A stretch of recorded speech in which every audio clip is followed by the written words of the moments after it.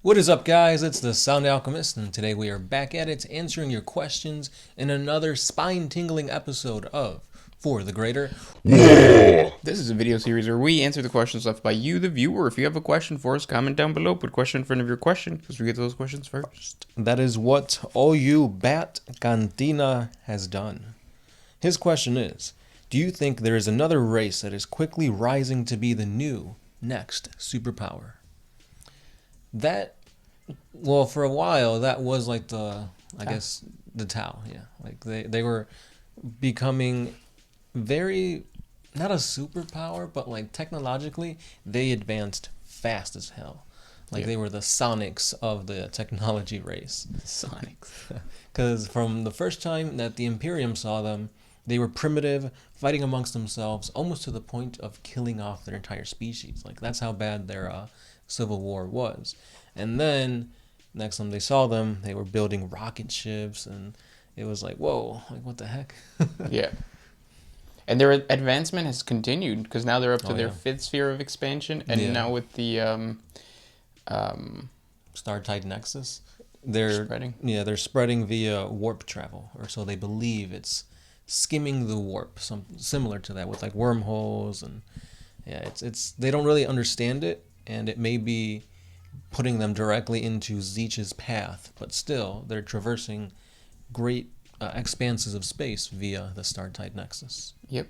And then if you don't want to look at it as like the stereotypical Tau being the superpower, as far as like minor races in the Dark Heresy books or the games, the Rat Goal were pretty like important.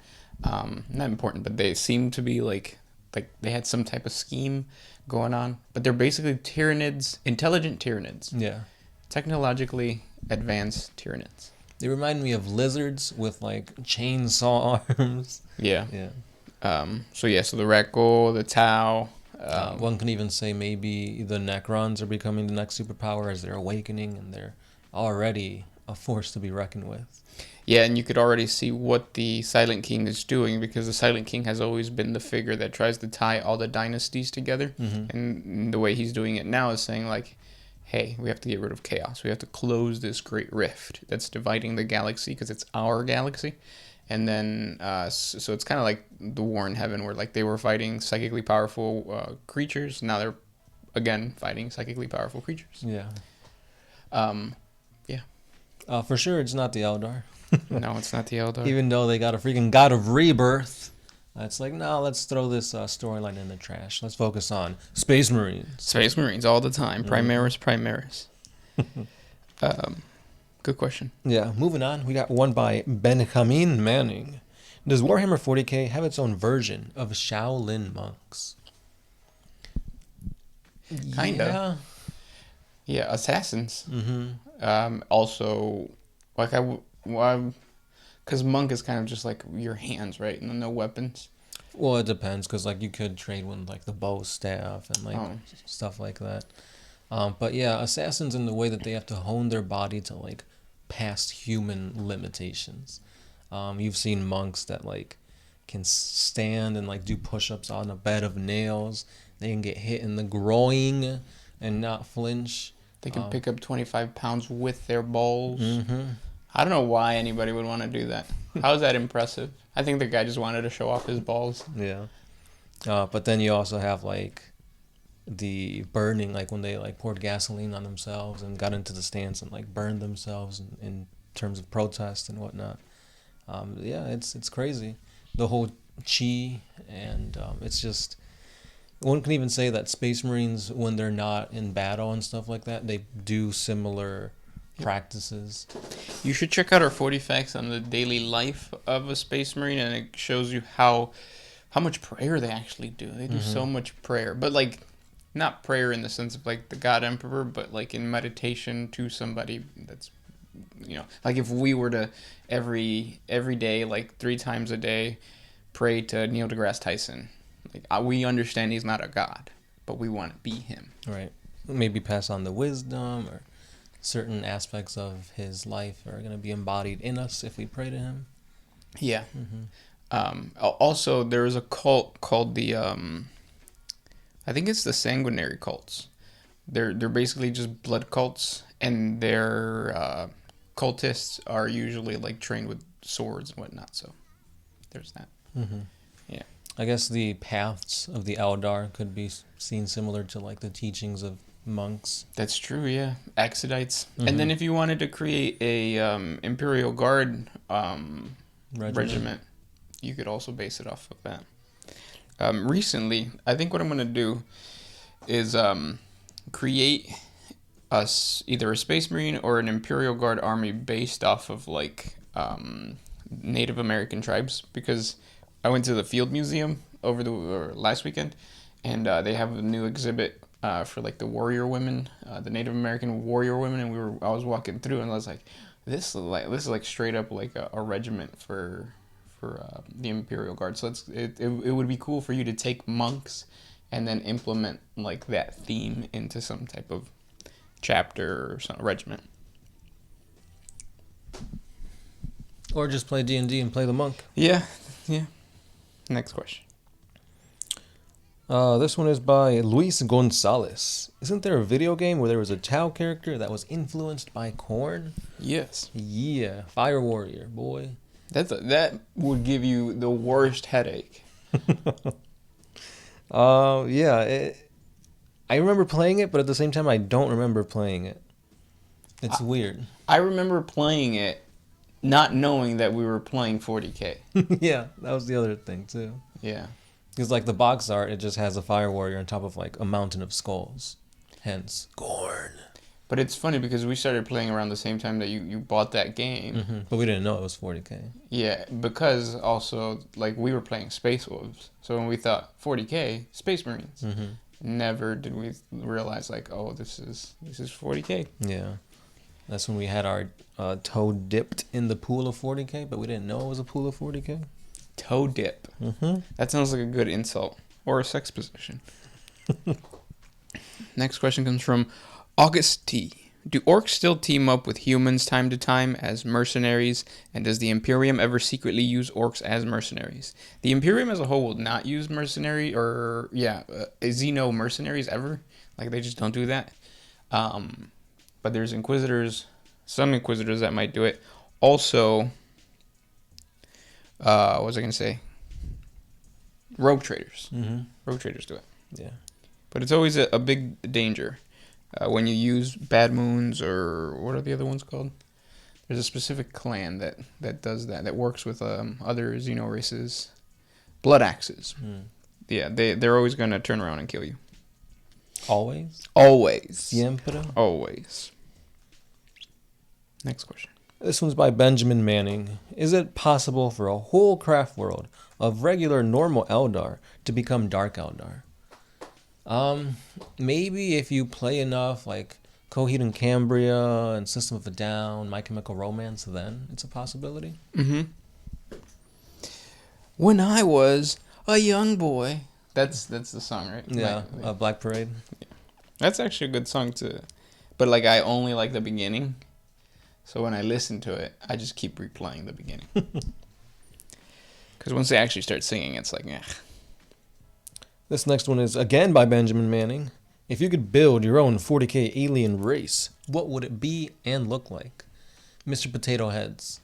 They take the body parts of their enemies and put them on themselves to become a stronger entity. Kind of like how Tyranids do, but without the liquefaction. Liquefaction. There you go. So it's like, oh, I'm fighting Space Marines. Oh, that Space Marine looks kind of handsome. Chop off his head. Put it on you. That actually sounds really badass. Did you get that source from somewhere? I was just thinking of Toy Story for like the past 3 or 4 questions. That's really good. I like that idea. And you could have like big hulking behemoths that have like killed like, I don't know, bio-titans of the Tyranids. Wow. Yeah. Just think of all the possibilities. You should No. Okay. Yep. Yep. Next question comes from Bob J. I'm not even gonna answer that question because yours is better. I was just gonna say rat goal. Next question comes from Bob J. What are the best books about orcs in your opinion? There are none, which is really, really aggravating. The Beast Arises is okay, but it's again focused on the Imperium. Most books will always focus on the Imperium.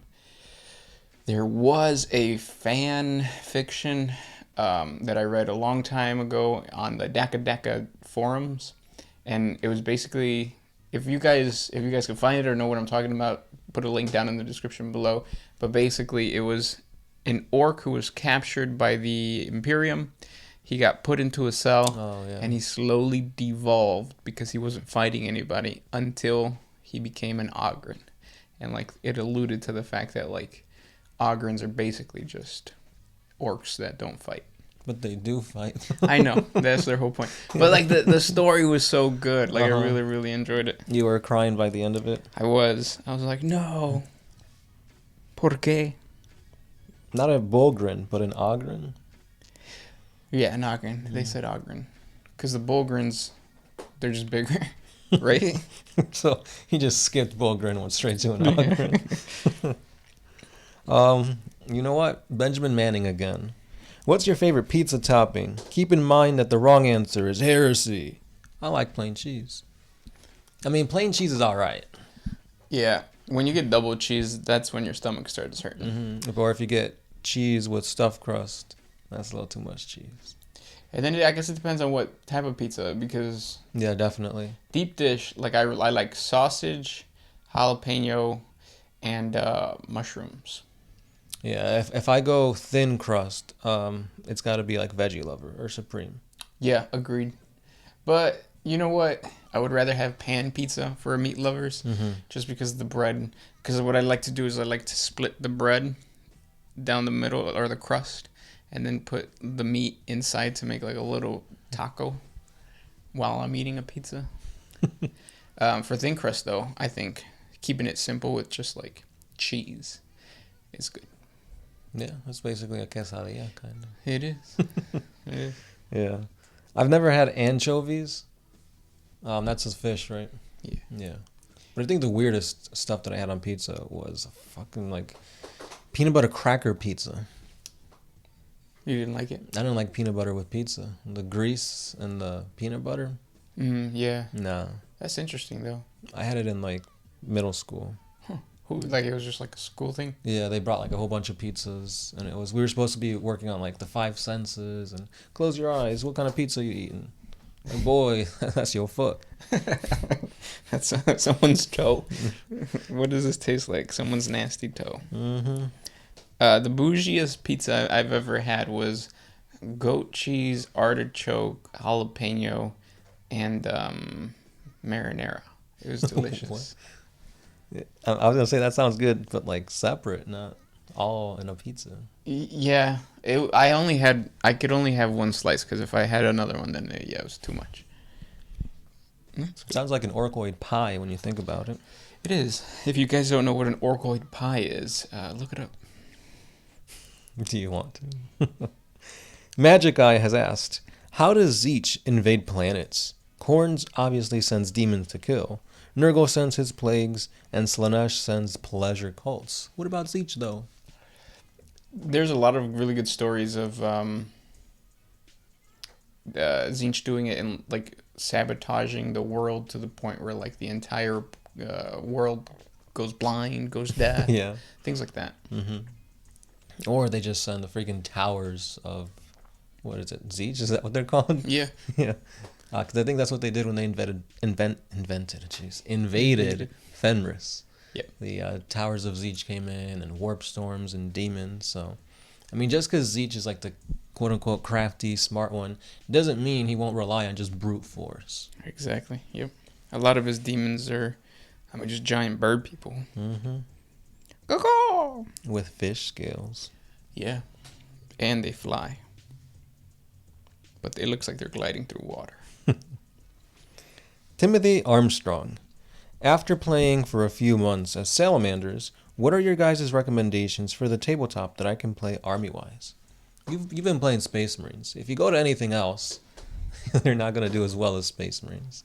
That's not necessarily true. That's true. But still, like, Space Marines are good at everything. Whereas, like, if you play, like, the Tau, you're going to have a bad time in close combat. And then you really have to ask yourself, if you are playing salamanders are Melta Flamers, basically infantry. Well, I mean, you can use tanks too. So let's say either tank heavy dreadnought. So vehicles or infantry. So maybe go to something that is not in that same realm, so that you could just have a little bit more fun and it's new. So things like the Dark Eldar would be kind of cool, because then you have a bunch of skimmers and flyers. You have a fast army. And you don't have to worry too much about infantry. So another one would be Imperial Guard. You can go to Imperial Guard. That'd be kind of cool. Yeah, all infantry or all tanks. Chaos Demons will probably be the other spectrum, because those are hard-hitting yet squishy units, and a lot of them are capable of using psychic powers. Yeah, I think the biggest struggle about playing an army, knowing it really, really well, and then jump into another army is the fact that the rules you have to get to know, and that requires multiple games. It's not just one game and then boom, you're gonna win. So expect to lose a lot, just because you don't know how to play that army. And not just that, but you've been playing for 4 months. Obviously, 9th edition happened in between there, so you have to now learn new rules for an army that you've been playing since 8th. And now you got to learn new rules for an army that you have no idea how to play. Play Tau. Or just play whatever you really like. It doesn't necessarily have to do well in the battle, but if you like it in the lore perspective, you'll have fun most of the time, I think. Yeah. Next question comes from Jamie Garth. Is there a Gersh second or third? Not yet, because I wrapped mine up. Next question. Gideon Kreider. Hey guys, is it just me, or does GW often forget about the Khan? I hardly know anything about him and continually forget that he exists. He seems the least flushed out of all the Primarchs. Your thoughts? I think people just ignore him. There is a lot of lore on him. Yeah. And surprisingly, the White Scars are a pretty popular army. They're competitive, yeah. Yeah, bikes are fast. They hit hard. You just got the new Primaris Outriders, I think that's what they're called. And those are crazy good. So, I mean, I think most people don't focus on him for 2 reasons. One, he was one of the last Primarchs to I guess he didn't really do anything too epic. Where it's Sanguinius obviously died fighting Horus. Gilliman, he was resurrected. And then when it comes to Khan, it's just nah, I'm peacing out. I'm going to go after the Dark Eldar because they're taking my people as slaves, which is still a pretty badass thing. But I think out of all the Primarchs, he's the least badass of the badass. And I think it's because he's not vague enough. He's very no, this is Genghis Khan. Yeah. It's based off of the Mongolian, the steppe warriors or whatever, and they're on their bikes or on their horses and stuff. So it's one of those things where if you're not into that, then the White Scars are just completely I don't care. Right. Which is a big flaw. You don't see that with the other one. So even someone who's kind of very niche, the Salamander dude, what's his name, Vulcan? There's still a lot of openness to him. His perpetual status. His relics. Just because he lived on a volcano world, it doesn't tie him to a specific theme. You can still be very. Then they have successors too, the Black Dragons. When it comes to the White Scars, you don't really hear too much about any big successor chapters. That's true. Yeah, I didn't think about that. Yeah, but he is pretty cool. Not one of my favorites, but definitely pretty cool in my eyes. Yeah, Genghis Khan was crazy. Dude, yeah. Yeah. Read some lore about him. Check out the White Scar supplement. Get some notable battles in there, and maybe that'll fuel your interest for these guys. Because for the longest time, I hated Perturabo. I didn't like him, and now that I actually read into him, look at actually how the army plays, because they're all about demon engines and they have crazy lore. I found out that hey, Perturabo wasn't that bad of a dude. He freaking stopped a Titan from stepping on him, which is pretty cool. And I think the same thing that happened to DC, it happened to 40K, whereas the bad, the Traitor Primarchs usually have really good stories. because they're the villains. And then you jump over to the good guys, so like even Dorn and Jagatai Khan. It's like, yeah, we get it, but they're not like as complex as the bad guys. Right. But yeah. Interesting question. And those were the questions for today. If you guys have more questions for us, please comment down below. Thank you guys so much for listening. Right. And we'll see you in the next one. This has been The Sound Alchemist. Gershwan. And we are out. Oh,